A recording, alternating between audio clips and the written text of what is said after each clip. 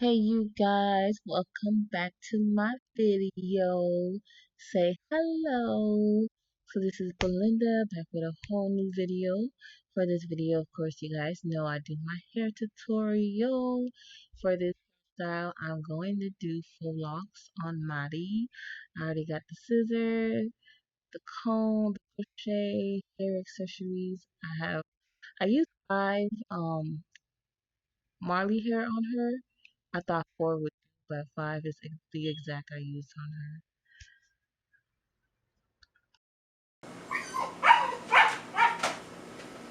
So you guys, I have my model with me, Madi. So what I'm doing on her hair, I'm doing dreads. You guys don't mind the dogs, they're behind this thing right there. So if you hear them, don't mind them. I know they're being loud. But what I'm doing for her hair, I'm just doing some faux locks on her. As you guys can see, her hair texture is very soft, very silky. So this is my first time doing faux locks on this on her hair texture. So far it's actually going great. This is what I have so far with her hair. She wanted gray, so we decided to do gray on her. And as you guys can see, the curls are like in the faux locks as well.